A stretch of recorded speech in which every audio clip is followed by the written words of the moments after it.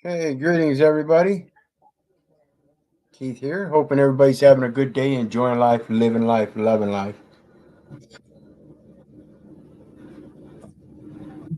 To tonight to do some more of the insanity clips. But before we get started, I wanted to announce a new channel at Paul Jr. here on YouTube.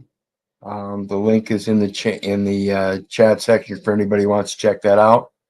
Going to help generate traffic to Paul Unslaved on proper instruction motivates people. So I'll be posting small clips and stuff like that relative to the topics over there. So please go over and check that out. The link is in the chat. And then of course the StreamYard link is there for anybody who wants to join the panel. Before we get started, hit that like, share, and subscribe button. And of course, there's PayPal links down in the chat or the detail section below for anybody who wants to share some love. In the meantime, before we get started with the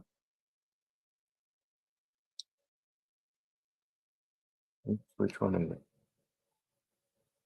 We'll grab it here.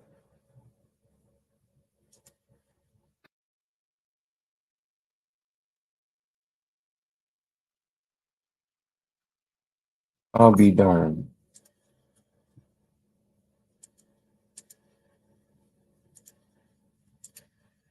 I lost it somehow. Let me look my history and see if I got it in history.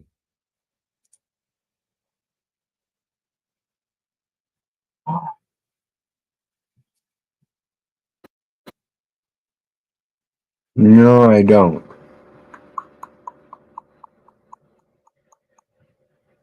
Well, let's take a look at this venue then. We'll just punch it up again.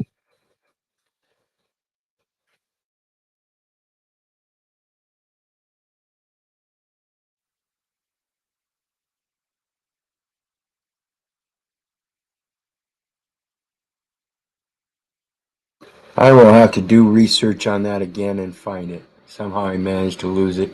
I was going to look at the Child Care Act in relation to a couple details on probate estates and stuff, and evidently I lost it. So my apologies.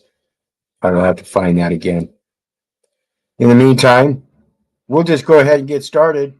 But again, hit that like, share, and subscribe button. And remember, there's a link in the chat section for the new channel at Paul Jr. to help generate traffic towards the general topics that we discuss on proper instruction motivates people with Paul Enslaved. Trying to get men to stand up as men, women to stand up as women, coming together as familial units, knowing how to structure a family so it's not torn apart, things like that, knowing your positions in society, whether you're actually in the society or you're self-communal, things like that. So keep an eye on the channel. There'll be a lot of good little shorts on people that just don't get it, things like that. So with that, we'll go ahead and get started here.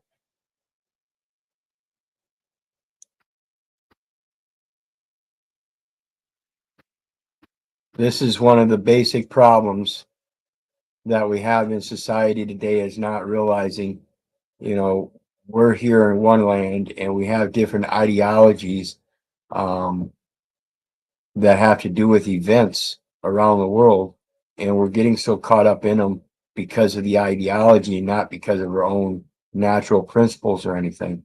And a lot of it is based on beliefs only. Firsthand witness and firsthand knowledge is so pertinent nowadays. We have to realize that this media is being used against us, and then in that we're committing certain things that are ruining our own lives. We're truly doing it to ourselves because of all the hatred and stuff. We really need to come out of that. On campus, not great. My name is Arzel Mohammed. This is a Nazi IDF Israeli bitch. You guys are Nazis. You're the one killing support Jews. Genocide. You support genocide. You're the one beheading babies. Nobody is killing Jews. You guys slaughtered Being one. anti-Zionist is not anti-Zionist. You guys slaughtered 1,300 Israelis. Do you mean to show you the videos of you slaughtering people? You support genocide. You're disgusting. You support You're a genocide of my fucking Nazi. people. By the way, my name is Arzo Mohammed. Come find me. Nazis. I'm Israel Chai. I'm Israel. Yeah, we don't do that here. You're allowed to peacefully protest. You're allowed free speech in this country. At least you used to be. Luckily, that student was banned from the college and kicked off campus. And so, happy endings.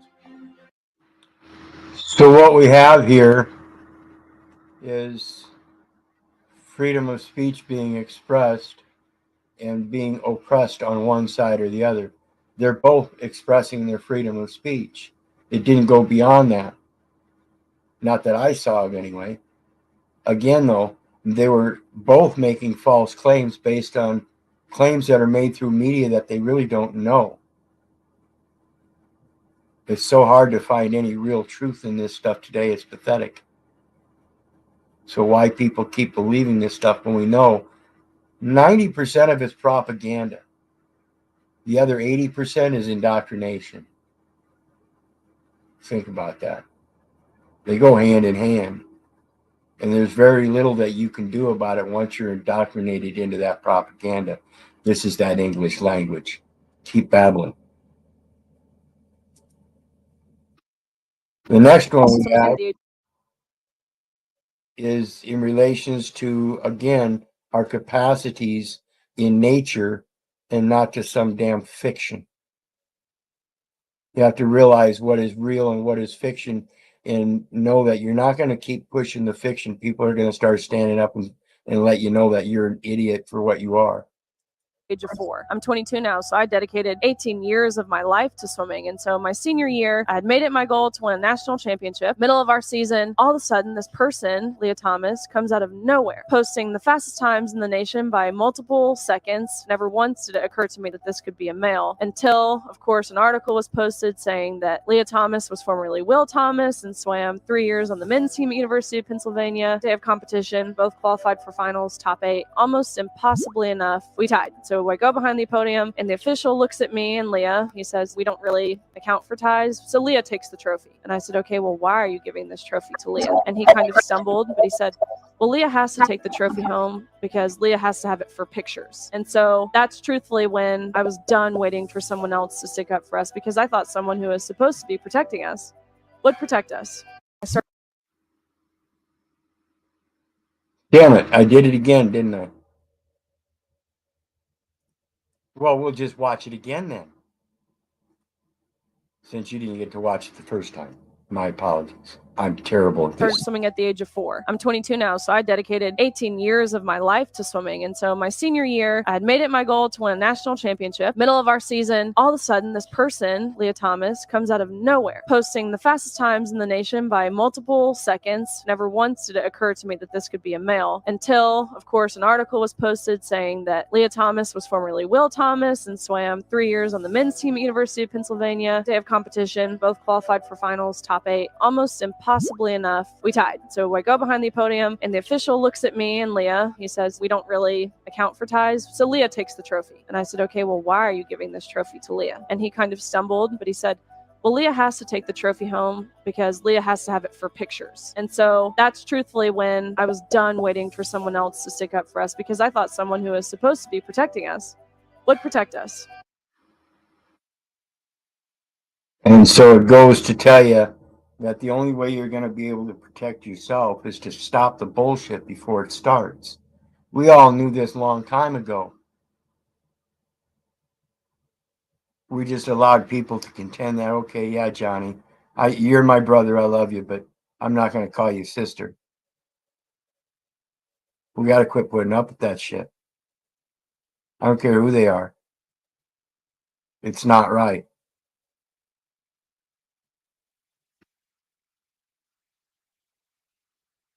Did you know that in Soviet Russia, smiling in public without a valid reason was prohibited? They measured happiness in Siberia seconds. Bizarre Historical Laws, Part 1. In ancient Rome, urinating in the sea was prohibited due to its various uses, particularly salt production. Don't want to waste that piss, O'Shea. Belgium had a ban on selling ice cream on Sundays until 1948. Iceland had a beer ban until 1989, now celebrated as Beer Day on March 1st. In the UK, stealing a fish from a fish pond worth more than 2 shillings could lead to a hanging. Imagine risking your neck over a fish. Scotland had a peculiar law where a man needed to wear a shirt and trousers to ask a taxi driver for a ride. In Oklahoma, it was illegal to make ugly faces at dogs. In ancient Sumer, a wife could challenge her husband's fidelity by jumping into a river together. If he drowned, he was considered guilty. But if he survived, she would face punishment. When your relationship is on the rocks, just dive into the river together to settle. Did you? Yeah, there I did it again, didn't I? I'm gonna get better at this.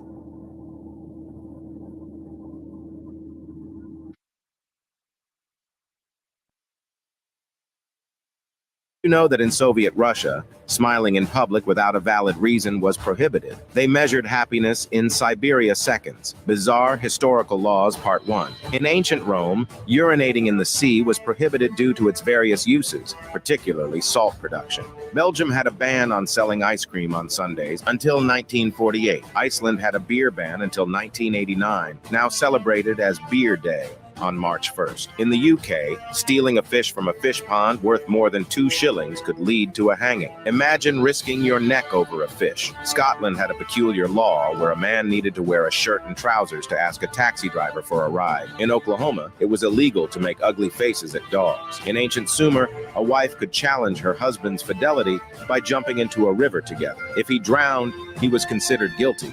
But if he survived, she would face punishment. When your relationship is on the rocks, just dive into the river together to settle. Just dive into the river to settle it. Just dive on in. What would have happened if she'd drowned? He just remarried. Okay.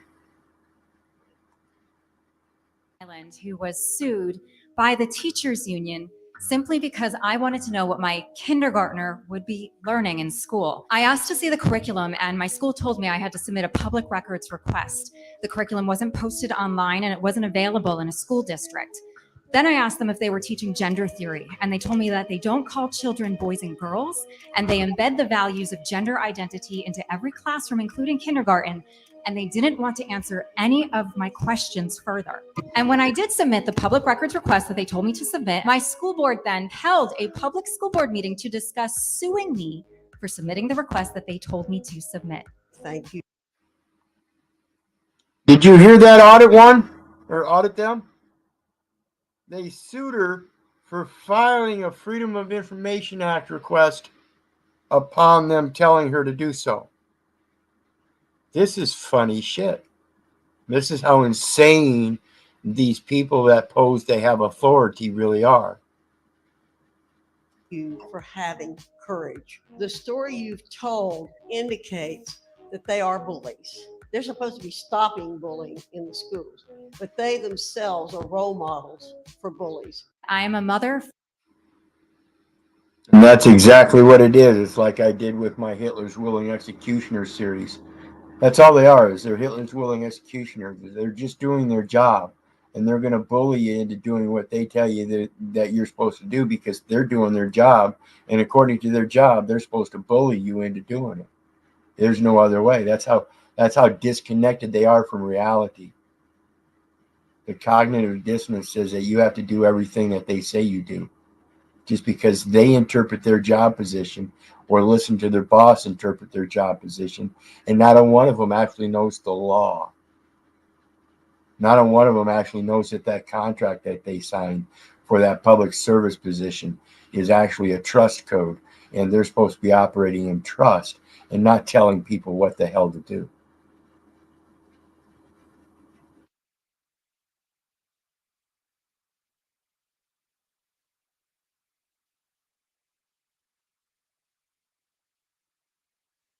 Who do you think killed him?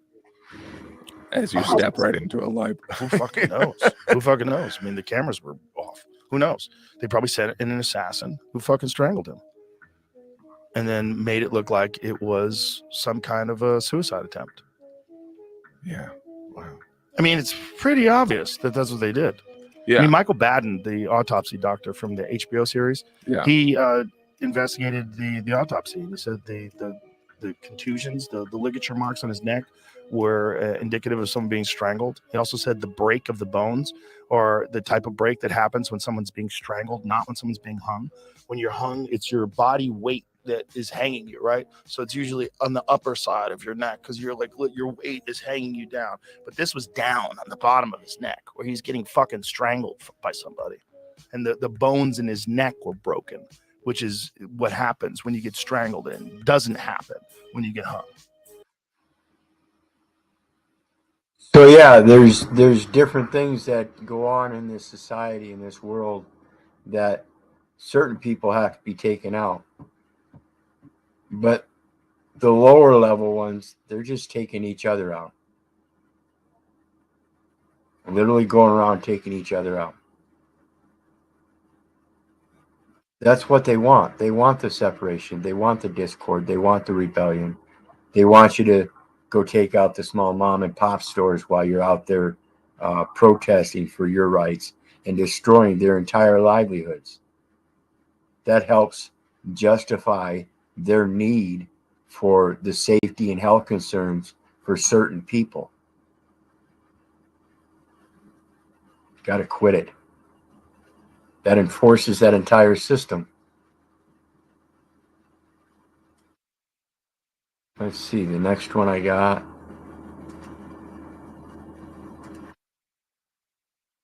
I found most people don't know who they are. They really don't. I know my name, I know my age, I know where I live. Yeah, that's not you, though. You know, then you ask the average person who they are, they'll give you their name. They'll say, I'm Bob Proctor, but I'm not. Bob and Proctor are two words. My parents give them to me. They're called names, but it's not me. It's my name. Then somebody will say, well, this is me, but this isn't me either. It's my body. Like, you never phone down here to the studio and say, body won't be in today. It's sick. Okay. You know, we don't say am hand or am leg. It's my hand, my leg, my body, my name. Who am I? See, I think we live simultaneously on three planes of understanding. We're spiritual creatures, we have an intellect, and we live in physical bodies. But because we lack awareness or understanding of who we are, we're totally locked into a physical world, and we let things outside of us control us. 95% of the population are reacting to life. They're not really living at all. I found most people don't know who they are. I found that one kind of interesting, so I'm going to replay it again. I hope people pay attention. This is the semblance of a trinity that I perceive in my own life. They are. They really don't. I know my name, I know my age, I know where I live. Yeah, that's not you, though. You know, then you ask the average person who they are, they'll give you their name. They'll say, I'm Bob Proctor, but I'm not. Bob and Proctor are two words. My parents give them to me. They're called names, but it's not me. It's my name. Then somebody will say, well, this is me, but this isn't me either. It's my body. Like, you never phone down here to the studio and say, body won't be in today. It's sick. Okay. You know, we don't say am hand or am leg. It's my hand, my leg, my body, my name. Who am I? See, I think we live simultaneously on three planes of understanding. We're spiritual creatures, we have an intellect, and we live in physical bodies. But because we lack awareness or understanding of who we are, we're totally locked into a physical world, and we let things outside of us control us. 95% of the population are reacting to life. They're not really living at all. I found most people. That's what I find the most. People have been indoctrinated in this public education propaganda system to remember everything. And that indoctrinates and delineates everything as a matter of choices to remembering certain specifics that lead and can actually control your life and how you live it. Whereas if you go beyond that box and start observing other things where you can make newer and better choices, you're going to do so. But that's not what they want. If you would do that, you would be able to incorporate your own betterness for your own self or your own associates. Greetings, Nubs. What's up, brother? I agree with much. what you just said. Very much so. Yeah, we've got to realize there comes a point in our life, like I've said many times, we're full-grown adults and we got to start making those choices.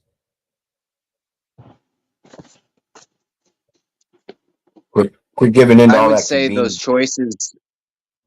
those choices end up being made one way or another. It's like we don't really have the choice to be adults. We just have the consequences of not being adults.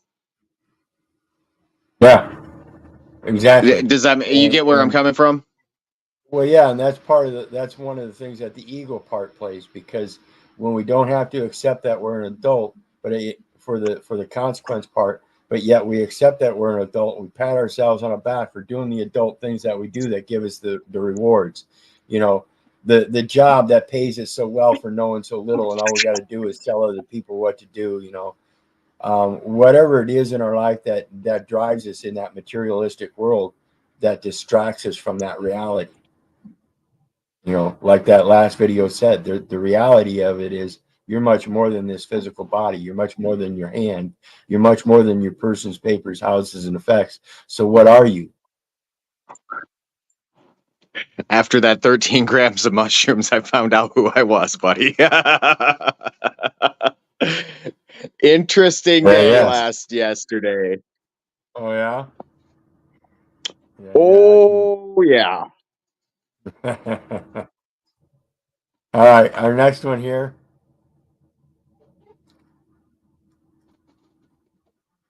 Bob Proctor's good shit. Yeah. Our next one here is good old Candace Owens.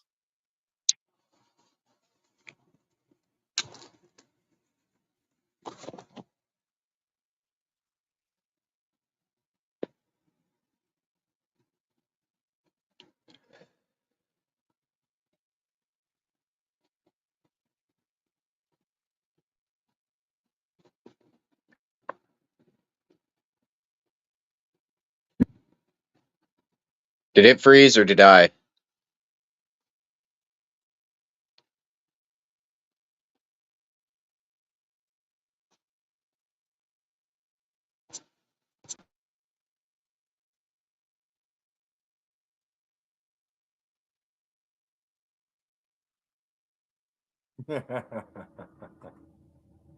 So we've got a woman that puts down a beta male after he comes out. He wants to be all tough about it. Wants to cry about somebody using his lyrics in a political platform. She made a perfect. If you can hear me, I'll be right back. Yeah. I don't know why you're up here. Why you're not up here. Oh. All right.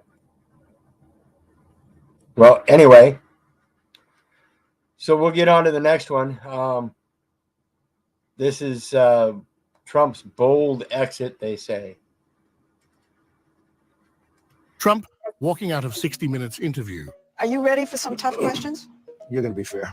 I'm going to be fair. Just be fair. But you're okay with some tough questions? No, I'm not. You're not okay with tough Well, I'm questions? going to be fair. You don't ask Biden tough questions. I didn't want to have the kind of Of course you angry. did. No, I Of didn't. course you No, did. I didn't. Well, then you brought up a lot of subjects. That Well, I said were I'm going to ask you inappropriately brought tough up. questions. They were inappropriately But- brought up right from the beginning. No, your first question was, this is going to be tough questions. Why? You don't ask Joe Biden. I saw your interview with Joe in 60 Minutes. I see Joe Biden giving softball after softball. I've seen all of his interviews. He's never been asked a question that's hard. Okay, but forget him for a minute. No, but you You're start with president. me. You're president. And Excuse me, Leslie, you started with me. Your first statement was, are you ready for tough questions? Are you? That's no way to talk. No way to talk. I think we have enough of an interview here, Hope. Okay, that's enough. Let's go. Thanks. Trump. Yeah, Trump is still the man. Trump is still the man. He doesn't give a shit. He's going to be straight up and honest right from the start, you know. And I'm the same way. And again, this has nothing to do with politics or anything. I just like the way the man carries himself. I'm not a fan of him. However, with left of the two evils, in some ways he's the worse evil, and in some ways he's the lesser of the evils. That's the problem dealing with the lesser of two evils, because they're both fucking evil. But he does carry himself like a man as opposed to a sniffing, ice cream eating, tripping, bumbling fool. I cannot say those same things about that man. unconstitutional, Yeah, he's- treasonous bastard. Yes, we can say those things. Nevertheless, Well, he's quite the businessman. Been through bankruptcy 7 times and still on the top. So something's going on there. well, Wizard, you got to get rid of the old deck before you can put in the nice new deck. Yeah. That's Absolutely. a fundamental of building. Absolutely. Our next one here is that Mr. DeGrasse guy again, and he's going to explain something kind of simple. And this is one He of is those a simple remedies. man. Yeah, and it's one of those remedies I don't see why people don't grasp onto in various different areas of your life, is making things simpler by just living with what there is and realizing what they're there for. Let's say you don't want to kill animals, but you have a humane mousetrap in your basement. You don't want to snap the neck of the mouse. That's cruel. And you like animals, right? So you save the mouse. So what do you do when you catch it? What do? Release it back into the wild, guaranteeing the mouse gets eaten whole by an owl or pecked apart by all manner of woodland predators between 9 and 18 months of its life. So the safest thing to do with your mouse is to leave it in your basement. If you really care about animal life and the mouse managed to get into your basement, leave it there. It'll live up to 6 years in your basement. And by the way, the home where you're saving the mouse, it's probably made from the wood of about 50 trees. Each tree could have lived 100 years, but didn't, because it was cut down to make your home. And each of those trees was home to birds and insects. And every day of that tree's life, via photosynthesis, it created 15 times the mass of the mouse in breathable oxygen. Let's say you don't want to kill animals. So the reality is that, when you look back and you find out how much you destroy in nature just to build this one little building, you kind of got to get a better grasp on what this modern technology is really offering. Like I've said many Tell times. me, dude, you are literally preaching to the choir. For the urban development, they have to literally condemn the land of its natural use to then develop that urban area on the outskirts of town, between the farms and the city. It's called urban area, where it's just plant growth. You might have a field. In order to encroach on that, they have to condemn the land of its natural use. This is violative of Leviticus 25 verses 25 through 23, or 23 through 25. The land is not only supposed to be not sold forever, for it's his. That one little statement explains that you ain't even got the right to condemn it. Who are you to condemn God's land for your commercial use? Shame on you. No, that's interesting. Interesting, because I've always looked into utilizing material that is already used once, at least, or collecting, like glass bottles make great insulation. They aren't going anywhere. Yeah, I mean, what are you going to do? Chip it up? If we chip it up, then we can use it in the concrete. And it's not necessarily, obviously, that concrete comes from somewhere. Nevertheless, to use more of what you already have and live more within your means is definitely a way to go. It's a step in the right direction. Absolutely. We've got to start taking or paying more attention to the observances of nature. The way I see the scriptures is that's just a mere set of instructions from our Father which art in heaven to pay attention and observe the laws of nature. This is why we pay a Sabbath once every 7 days, and then another Sabbath once every 7 years. People forget about that. The year of Jubilee. Yep. The next one talks about Jesus was not a nice guy. So let's take a look. Yo, Jesus wasn't a nice guy. Ryan, what are you talking about? He wasn't a nice guy, man. He was kind, he was loving, he was king, but he wasn't nice. You're gonna have to explain that one to me. Check it out. Jesus is not nice. Everybody thinks that Jesus is nice. He's not nice, he's kind. But he ain't nice. He is a dude, and he does not worry about everybody's feelings. He worries about the condition of your heart and the condition of your spirit in relationship with the Father, but he really doesn't give a rip about how your feelings change from one moment to another moment to another moment to another moment. He's not a hippie. He is a warrior. I know a couple people like that. You're right. If you agree, I Yeah, know at least absolutely. one or two people like that. What's it take? Well, and the scripture says too, you know, they shall hate you for profiting the truth. So what's it take to stand up like that? You gotta have that kind of courage and warrior standpoint, because everybody's gonna come at you and try to put you down. I had a situation that it was none of my business, but every bit of my business. There was one cashier just dogging out the cashier that I was at, causing him to have counting problems and be all pissed off. Well, that was his choice, but nevertheless. And I looked at her as she was doing it. I said, you know, that's no way to be. And she's like, you weren't here yesterday. I said, no. The venue. If you're going to have this conversation, go behind closed doors. Don't disrupt your own damn store. She just didn't get it. It had nothing to do with the situation because I was not there for the past 2 days. She's absolutely right. He could have been a complete dick.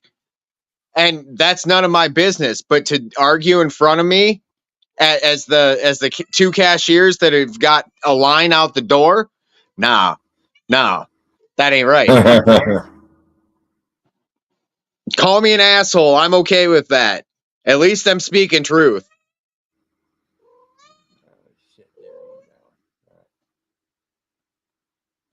All right. Well, our next one here then. Oops.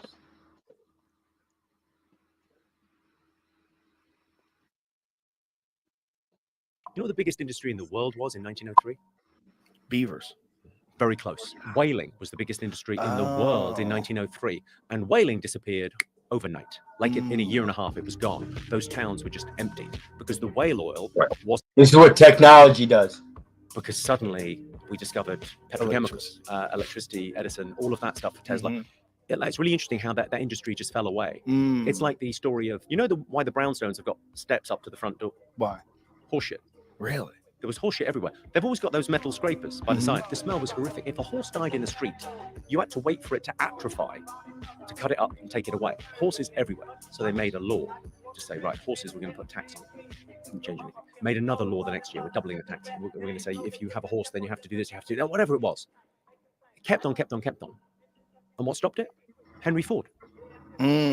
Cars came along, all gone. There's 5 of them left in Central Park. Right. All gone in no time. You know what the biggest industry in the world was? One invention and poof. It wasn't an invention, in my opinion. That shit was there. That shit was well established, and Henry Ford and Edison were the original vagabonds. And literally what they did is they went across the United States peddling cheap ass wares for convenience. Like, it's literally everything that you're talking about. The vagabonds were the ones that made it popular in America. They spread more propaganda than I'd say Hitler ever had a chance to. Oh, I'm sure that's that word of mouth. That's that word of mouth, you know. That's always going to be your best advertisement. It's always going to be your best propaganda. And that's what it is. It's all propaganda, because if you don't know how to grow food, this may sound harsh, but if you don't know how to grow your own food in some capacity or be able to acquire it from exchanging talents, do you really deserve that food? Well, that's like the Esau and Jacob story, you know. Exactly. If Esau was so willing to give up his whole birthright for a damn bowl of lentil soup, what did he really put in as a value for his birthright? If he didn't think it was worth much than a bowl of soup, do you think he put more effort into it than a bowl of soup? Likely not. Why do you think God despised him? Wasn't just because he was cheap. A whore. Yeah, it wasn't. He was a whore. It wasn't because he was just cheap, but because he was a sinner otherwise, mingling with the people in the community, the women in the community he wasn't supposed to be. He was a cheap whore. His price was low. We really have to, and this is why I stress the importance of demanding your birthright. Because your birthright isn't, everybody in this trust law stuff says that birthright belongs to the firstborn son. No, it doesn't. Even equity tells you, no, equity doesn't come by volunteer. You have to earn it. So if you want the equity in the estate, you have to earn the equity in the estate. Pure and simple. Otherwise, you come iniquitous. You know, it's interesting because my brothers and sisters, they're all quote unquote successful. And they're very good people, and I'm not looking to slam on them in any way, shape, or form.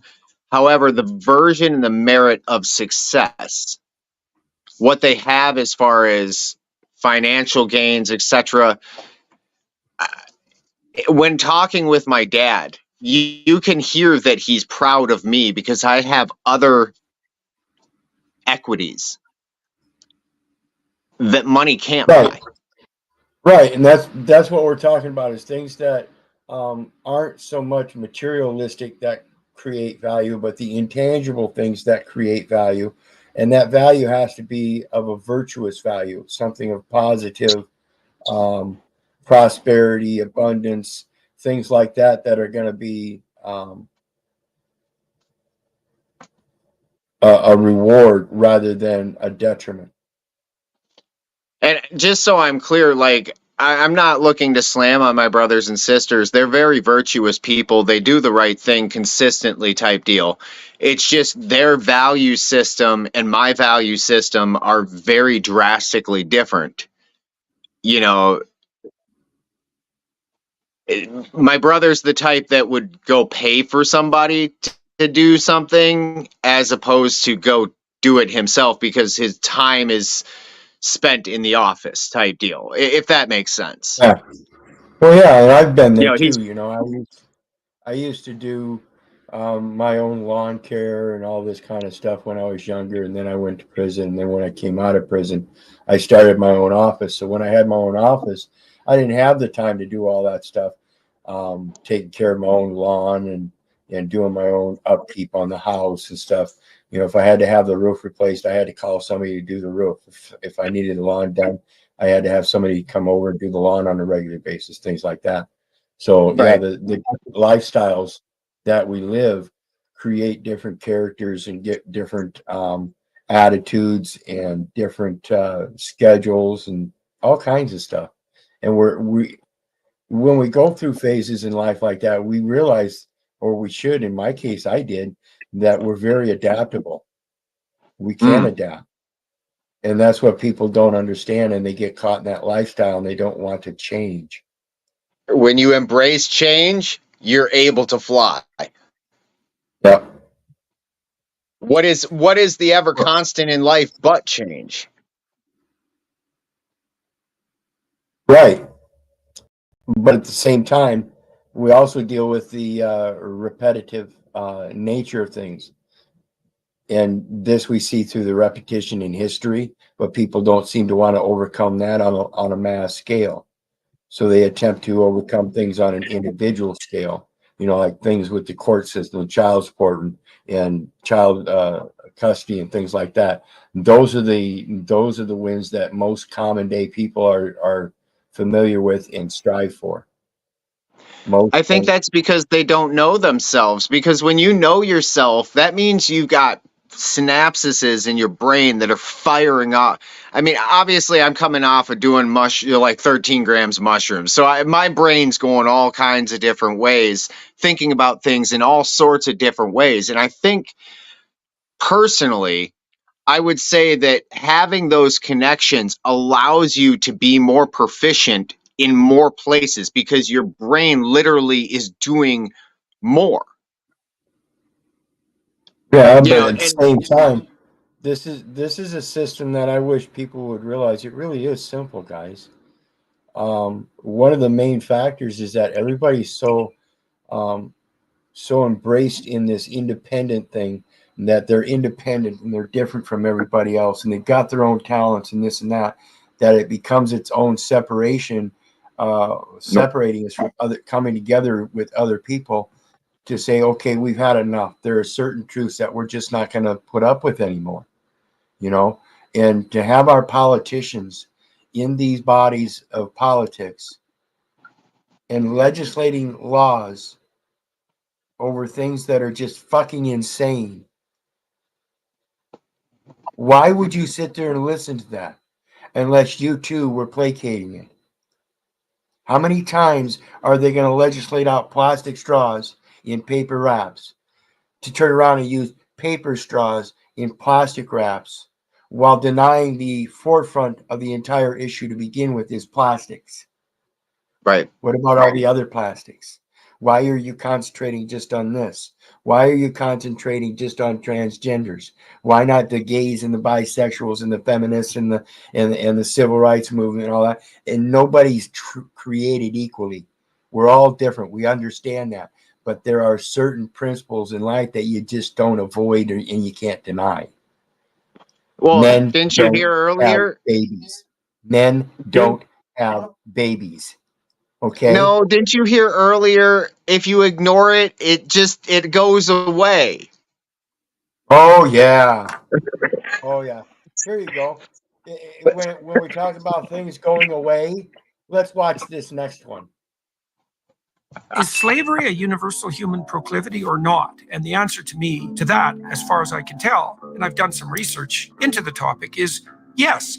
It's the default mode of operation for human cultures has been slavery. And that might be a consequence of our proclivity to engage in war. Because my suspicions are that the institution of slavery arose as a consequence of capturing enemy combatants, deciding not to kill them, which would be the simple thing to do, and then utilizing them, and also feeling justified in doing that because, well, after all, they were trying to kill you, or there was a reason you were at war. And so we could say, well, slavery is the default condition for social organization. Is slavery a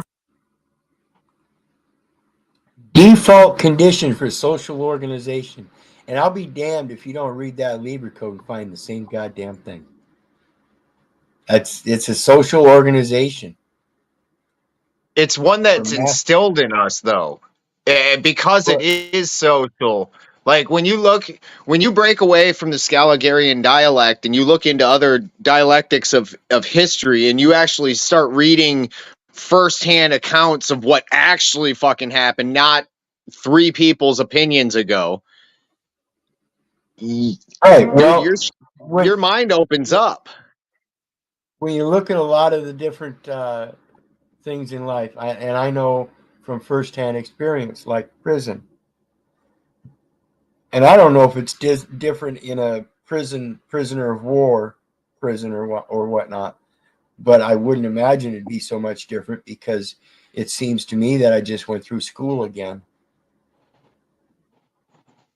And not only that, but it was his own little town, had its own little gym, had its own little Frisbee golf course, had its own little weight room, had its own little library, had its own little cafeteria, had its own little hospital, had its own little sleeping quarters. It was nice. It's kind of like Boys Town. You ever been there? Yeah, see, they're all structured the same way. And it's to bring up nice, healthy, delineated men that will then turn around and say, yes, Daddy, I'll fight in a war for you. I'm just a dummy. My life isn't worth anything anyway. The other part of that is I won't fight if we're not at war. Because otherwise they're not good little slaves. I watched the movie last night, and it was ironic because of what I was doing, but it was called Old Dads. Have you ever seen that? I know you're not a big movie guy, but this one's actually pretty fucking funny. It's on Netflix, and this dude was he was a half-ass man because he wasn't standing up when he needed to. And then at the end, they got him into therapy because he was just an angry man. Instead of people are fucking retarded and he's right. And because we live in a society of soft ass pussy bitches, both men and women, that get in their feelers instead of conducting themselves in the business. Instead of conducting their business in the right fucking venue and not arguing with the customer because he's got something to say about the conduct of a business. Like, I'm looking to make your business better. You're just too dumb to see it. You know, and Yeah, that whole movie, it was all about doing the right thing and how many opportunities he had. And the one guy, he was so whipped, he wasn't even able to look at the motherfucker. And at the end, he's like, I can't deal with this anymore. Well, bitch, you set it up that way. If you're scared of your woman, you're a bitch and you set it up that way. Absolutely. You know, if she's not conversing with you for all major decisions, it is not a relationship. It is a relationship. Yep. Everything's got to come hand in hand and be the capacity of, hey, we got to work together on this because otherwise it might fall apart. That's exactly what they do. But it's 50-50, right? No, that's exactly what they do with people in general, though. If you've got a general populace that says, okay, well, this guy's going to specialize in this, and this guy's going to specialize in this, and we're going to have all these specialists. Everybody thinks they're special until they come up to the next guy. Until they come up to the next guy that tries to compare his speciality with their speciality, and all of a sudden, because there's that difference in specialities, there's a conflict. We got to quit this insane stupidity. We really do. So I find it funny when I go to job sites and I know more than one trade. So somebody hires me in and they're like, oh, well, we need to call this person and we need to call that person. I was like, no. I got you. Let's go do this project. Yeah. That's one of those nice things about being multi-talented. You are distressed that the Ukrainians don't have enough American tanks. Every city in the United States has become much worse over the past 3 years. Yeah. Drive around. There's not one city that's gotten better in the United States. And yet, your concern is that the Ukrainians, a country most people can't find on a map, who've received tens of billions of U.S. tax dollars, don't have enough tanks. I think it's a fair question to ask, like, where's the concern for the United States in that? Well, it's not my concern. Love it. Not my concern. Yeah, it's not my concern. See, people, it's not my concern. I'm sorry, guys. I have more business dealings over in Ukraine. Yeah, United States, that's not my job. No?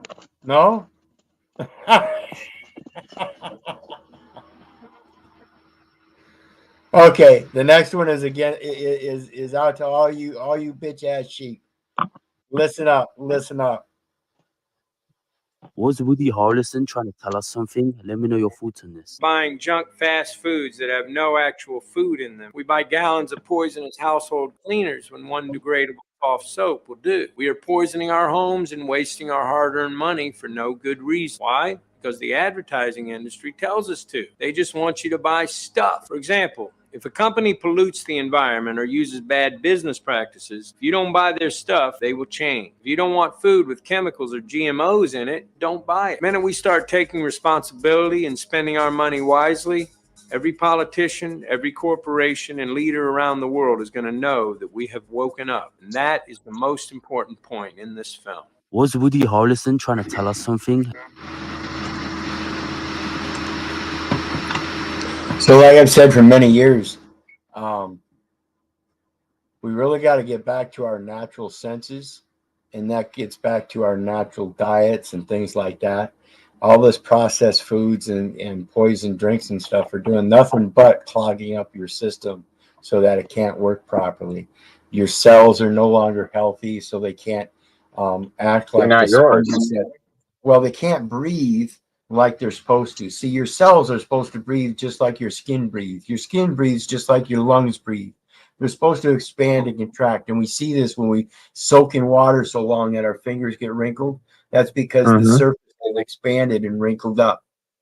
You know, But Wizard, what I'm saying is, if you're constantly, man cannot live in two houses.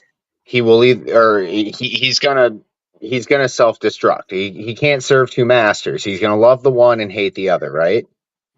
Right. Yeah, that's a fact of life. Okay, so if you are relying on the Most High for every breath you take, literally, and then you say, you know what, I'm good. I'm going to go provide for myself, and I'm going to go get some Burger King because I'm hungry. Are you relying on the Most High at that point? No.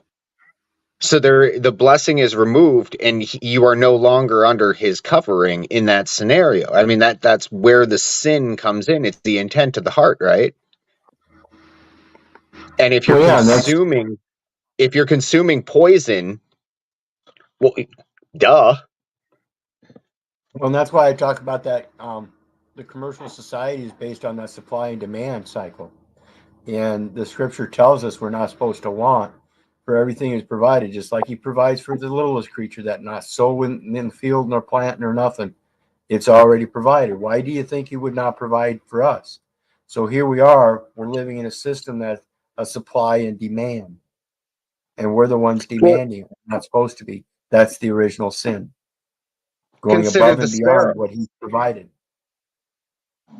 Consider the sparrow. How many bird feeders have you filled in your life because you considered the sparrow? Yep. Yeah, and that's what it is. It's about the experience, man. And you know all this shit. I mean, we're just saying the same fucking thing. And ultimately, with the trades and stuff, the reason I'm able to cross reference from one trade to another is because I understand that a house is not just the siding that you see, it's everything on the inside.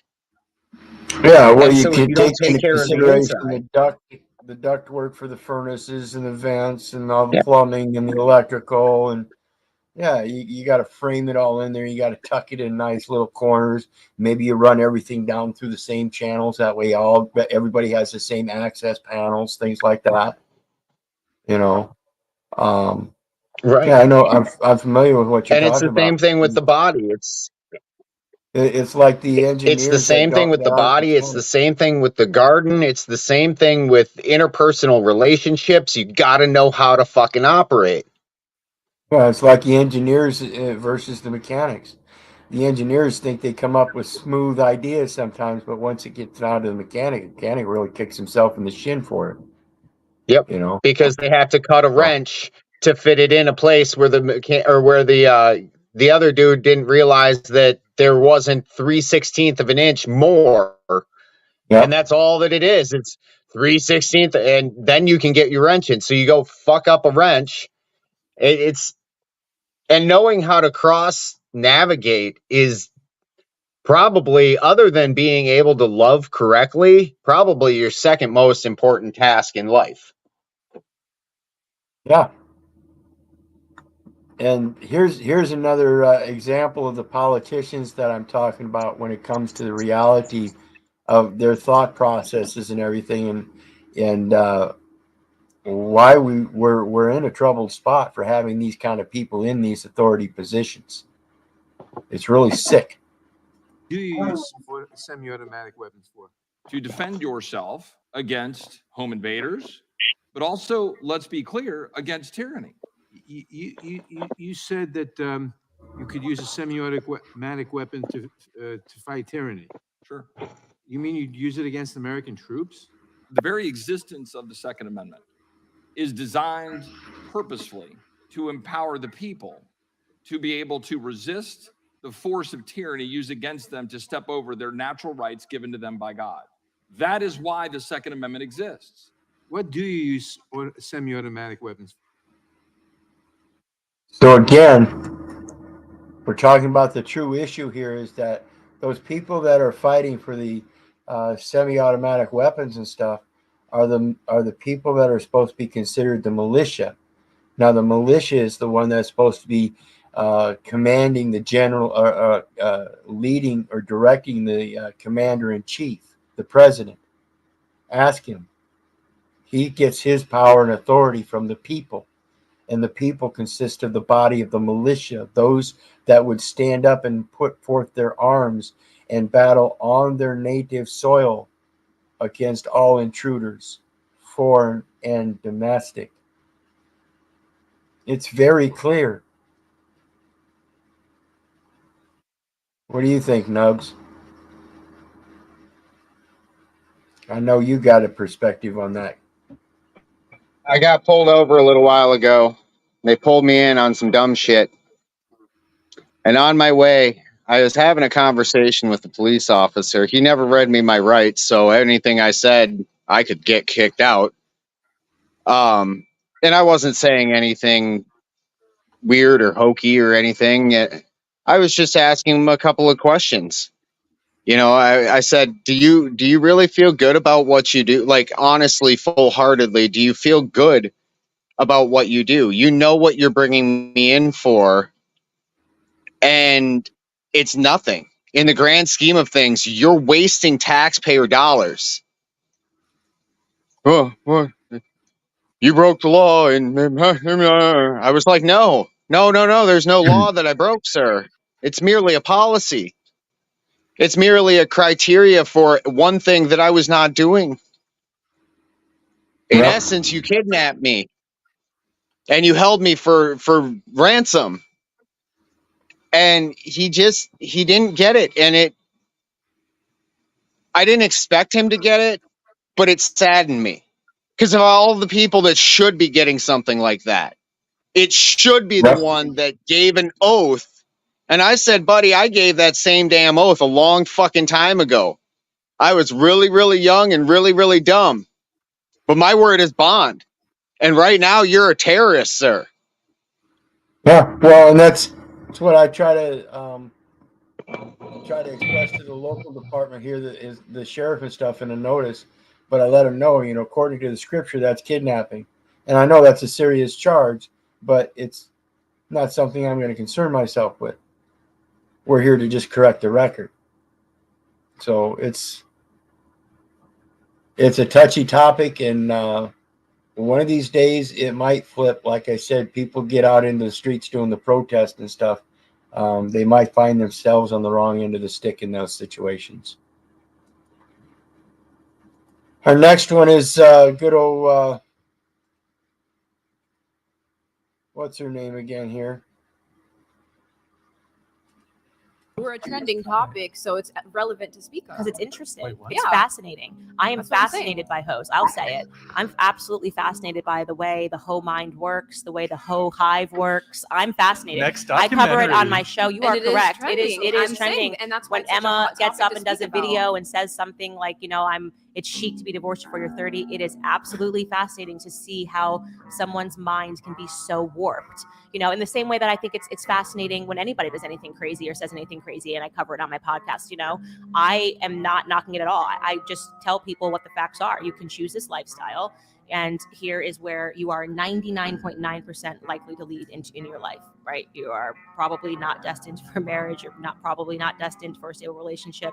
Men are going to not want this long term. You can say it 1,000 times. You can have 1,000 cultural examples, and women's still got to go out there and be hoes, because they're about their money and about a Cardi B song or whatever it is. So yes, I think it is fascinating. We're a trending topic, so it's relevant to speak on. Because it's interesting. Wait, what? It's Yeah. fascinating. I am That's what I'm saying. fascinated by hoes. I'll say. She's fascinated by hoes. Just fascinated.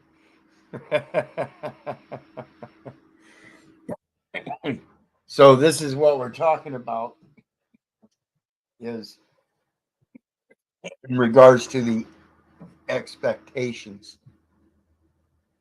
If you're going to be out there, like Candace says, she's fascinated by the hoes.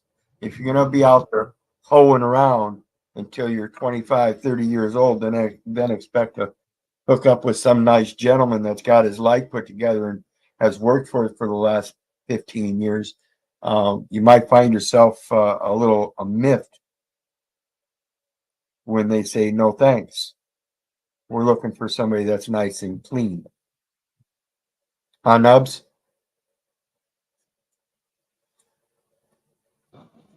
Absolutely. Absolutely. And I can't even say that I was clean at all points in time in my life. Nevertheless, I am what I am now. And there's standards. And we all have a past. As long as it's there, that's... And this goes for the guys too. It's not anything that it's one-sided here. It's a matter of if you're going to hold her to those standards, you got to be willing to live by those standards yourself. So, yep. If you're looking for a virgin, you should likely be a virgin. If you're looking for a virgin and you're not, then you should likely be able to put up with one that's not. You know what I'm saying? Otherwise, if you're looking for a virgin and you're not, you're probably on the same side as these women that are hoes that are looking for the perfect man. You're probably not going to find her. Well, not only that, but Wizard, I would also say that to be equally yoked is very, very, very important in this world. Both in confidants, as in quote unquote friends, and or somebody that'll keep you accountable, because that's a real friend, or the partners that we engage in romantic relationships with. Both, if we're not equally, like, I couldn't deal with a dumb woman. Well, check this one out, because this one's how modern women date. Ironic. Be like super picky or dismissive or whatever. Like if you get matched with like, I don't know, 100 guys in a day and you're sitting there like super dismissive, like, no, not this one, then like no one gets any chance. But she's I would just say open. be even. Ultimately, I'm just saying, for me personally, maybe there's a bunch of men out there, they wouldn't mind if they were date number 22 in your game that you're playing, but you don't owe me anything, right? If you want to go on 3 dates yesterday and the day before and sleep with a bunch of men, that's fine. But I'm also free to have a standard, a preference, and a boundary of not wanting to date a woman who is moving and operating in that way. Some men might not care. Some men might even be like, ooh, competition. Okay, I want to be the winner. Cool. That's fine. Me personally, I'm just going to opt out. I don't want to be involved with a woman who's gamifying like that and who's dating that many men. Well, like, what are we supposed to do? Like, be like super picky or dismissive or whatever? Like, Yeah. If you want a good guy in your life and you've got 30 dogs out there scruffy and mangy and drinking beer and whiskey and doing all kinds of drugs, but your concept of a nice guy is, the white collar shirt, coming home with nice sport jacket whipped over his shoulder, pulled in a nice smooth sports car, nice 4-bedroom mansion of some sort. Yeah. You want that kind, you better be acting like it. You can't give what you don't have, and you don't have what you can't give. And again, I'm not saying it's one-sided either. Yeah, what about the stud, no double standard. No, it's both sides. It's like I said before, when I get involved in my relationships, it was 100% and 100%. If my partner wasn't willing to put in the same 100% into our relationship that she was putting into herself all of her life, just like I was putting all myself all my life, then it's probably not worth it to me. It might be worth it to others, but it's not worth it to me unless my partner is going to be there the same. Those are those vows till sickness, through sickness and health, till death do us part. You know, it's the balancing of each other. We're meant for each other, then we should be for each other. I think what we fail to do, at least what I fail to do quite often in life, and I'm learning to do it more as the older I get and the more mature I get, is counting the cost. We do not count the cost for hardly any of our actions. You know, what is the consequence? Be it good or be it bad. To count the cost is to be wise. Yep. And along that lines, let me do this next one. Am I giving you your playlist before? It's a premonition. No, it's just sometimes I can find things that kind of fit in with the discussion. And this one. No, just give me this one, Wizard. Just give me this one. It's a premonition. Okay. Okay. You're always right. One of the worst pieces of advice young husbands get, usually from older, unhappy, bitter husbands, is don't ever argue with your wife, just tell her she's right. Well, I can tell you this much. Nobody likes to be treated like a petulant child that needs to be placated so you can get on to better things.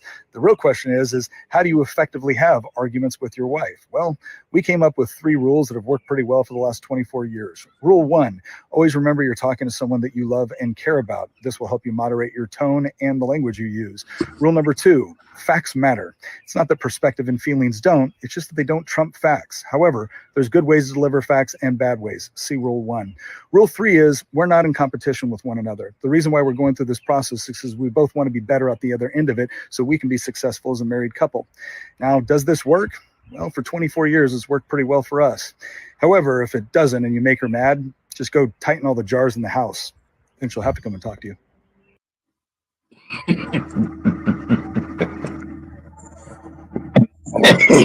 That's a smart thing to do.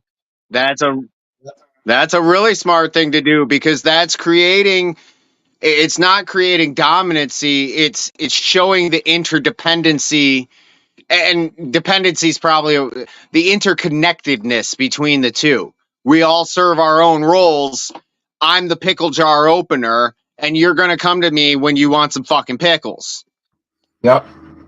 And then, again, not just the one role, but both roles. And it's a matter of not just restricting it. I want to point out here, not just restricting it to your family. This is something I wish each and every individual will take into course in their interactions with other people. The basic foundation of being able to communicate is the 3 things that he just mentioned. You know, you got to have respect and decency for each other to speak like you know each other or love each other, and that you're both working towards the same goal. Otherwise, you come into it as not wanting the same goal, and this is why we see all the discord on the panels and stuff. A lot of those people come up, they're not seeking the same goal. They're coming in with their own intents and desires, and that's the distraction in the discourse, as we see so often. Very unfriendly fire. Yep. The next one is the last one I got for tonight. We're going to end on this. The traditional wife.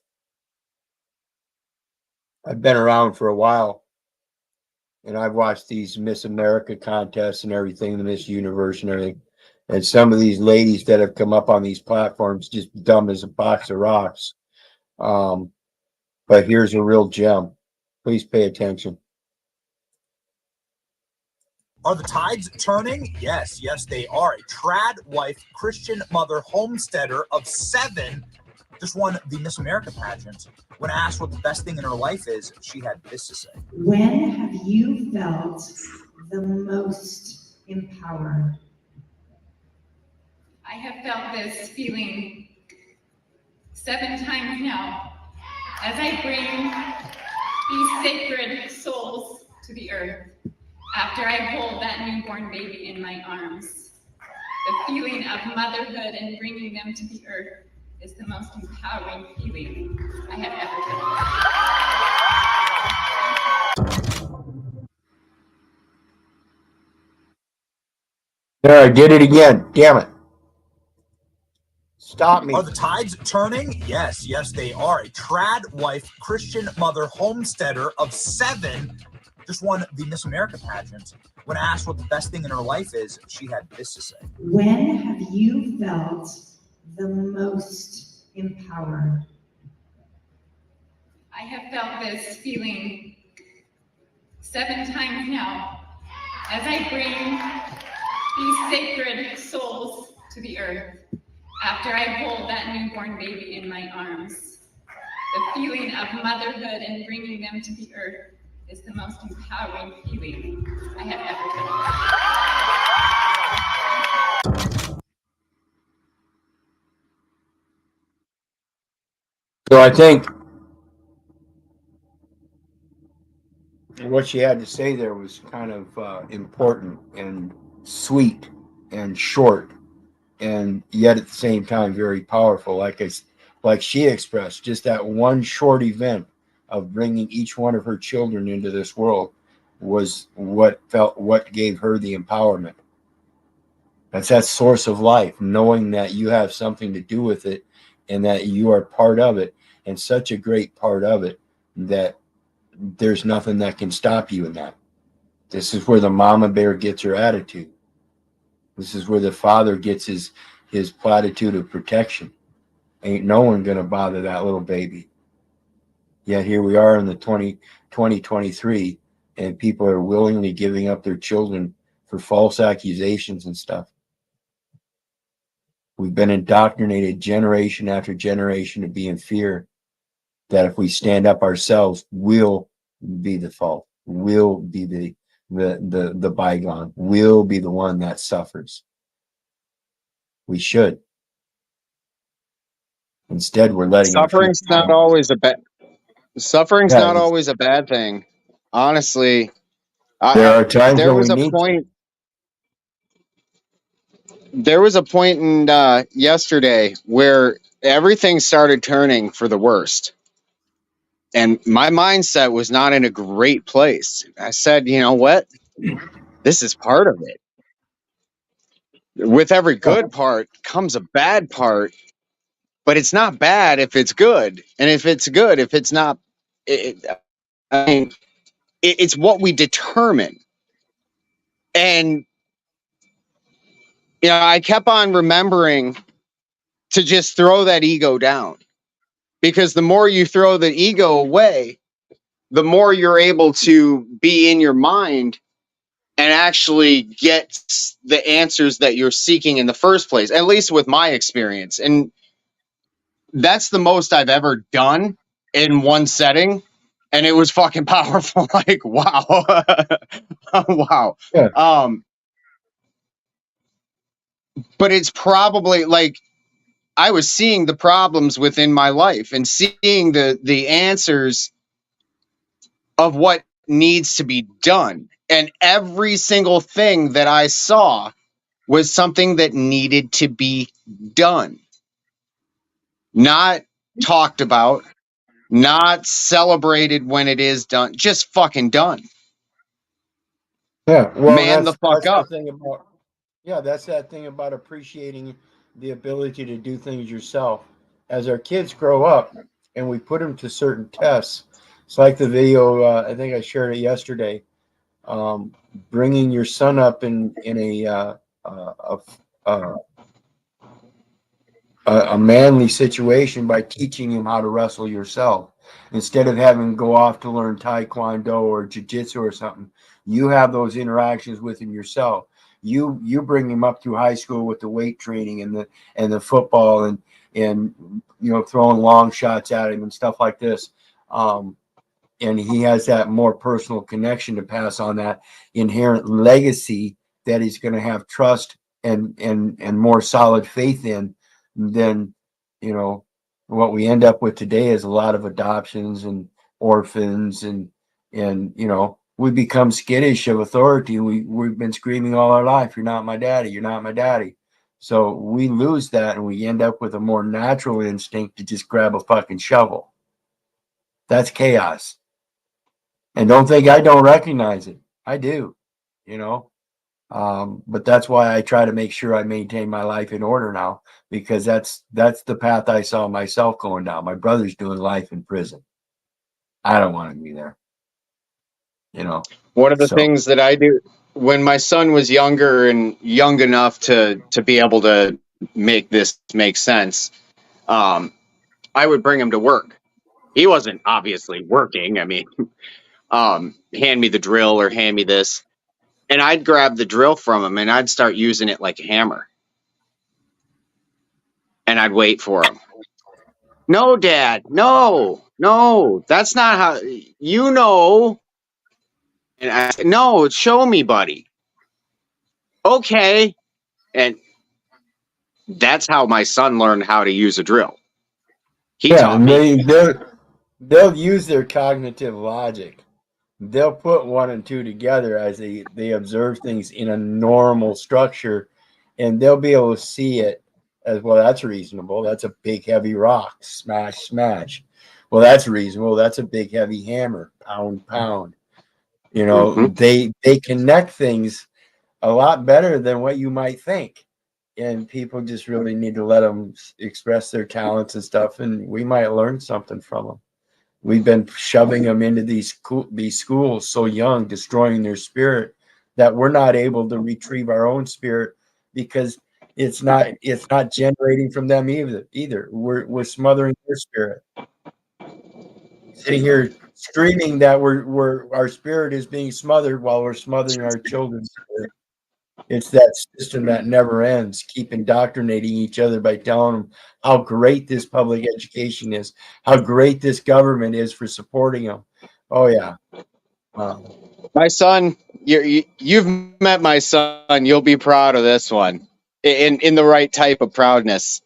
So he got to my house today, and I said, "How was school?" Blah blah blah. He's like, "Well, it was all good except for my one teacher."